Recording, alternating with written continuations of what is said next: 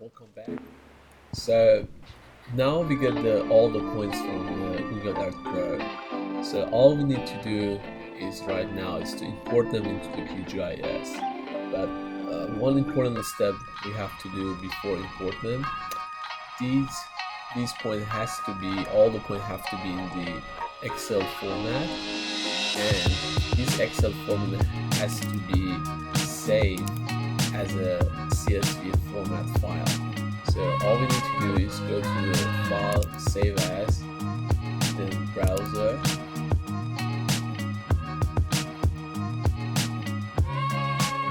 and then for example, I saved it in the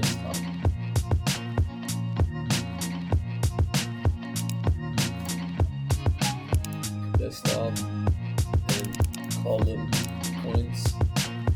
But we need to change the format to CSV, delimited.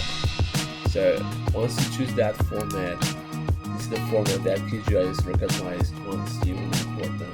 So we click on save, then save.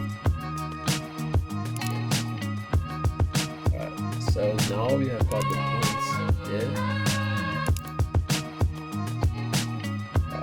So now open the QGIS.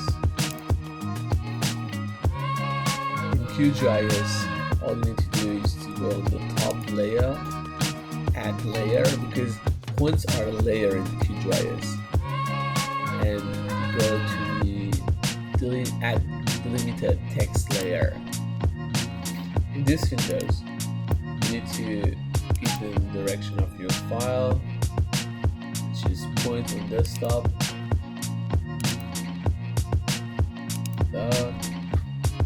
Has to be CSV at all. You don't change this encoding. UTF/8, you don't need to change them. File is a CSV, and we don't change this part, and come to the geometry definition. As you can see here at the bottom, the table you created in the Excel file all comes in these windows with the latitude and longitude. This is actually the one in the UTM system, and it's matched with all the Google Earth Pro survey data. So you click on the point coordinate, and then the X file, you need to change this column in the X value or latitude, and the Y is the longitude. And this CRC, which is very important, you need to change it on your exact location where you live. For example, I live in VGS 84, you change it to 50S, and press OK. Now is in this geometry coordinate zoom 50S, my point is going to be added. Click add and then close. So to zoom out, so you got 4 points are added, but before that, you need to match up with your UTM coordinate system in QGIS in the beginning. So I imagine you guys all already done that. So you put 50S, which is matched with the CRC. Once you import the points, click apply and then apply. So now you can see in the layer window here, the points are added.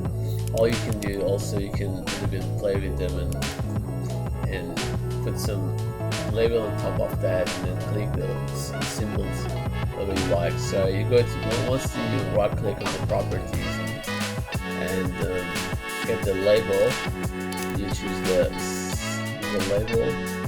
Actually, go to the symbol first. So I'm gonna change a little bit shape of them. So I choose the red color, and then I add another one. For example, I have some walls here, for example. And then I click on this plus sign, a little bit, make it bigger. Yeah, it's good. And then apply. See that the points are changed. But I want to put some label what is location for. If you go back to label, choose the single label. Alright, so in the single label, if you go to the text file, and then you can choose like a different style, different font. But I'm happy with that form. I'm gonna change it. Size, you can make it bigger a little bit, and then if you want, you can add some buffer in it. What buffer do is like a shadow, make it very good actually. So because my background is white, I prefer to use different color, but generally once you have the map in your background, it's better to have like a white buffer with a text format of dark. That would be the best match. Alright, so click on that, then click apply. See that A1 and A for all points are added.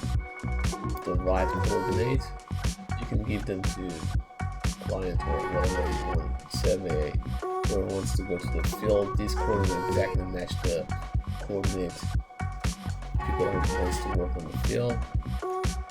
And yeah, if you want, you can play with other stuff like call out, which is actually give you a little bit arrow to your point. I'll make it a little bit bigger and apply. See, that's very big actually. So apply. So yeah, it's all good. Oh, if you want, you can come here, and there's a button like remove your label. I stay top of that. Then yes, say once. Then you can change it, and then see that. This is very good when once you have lots of points close together and you don't want to get confused, don't mix up with other points. Better to remove your label. Then yeah, it's like a line to attach to your.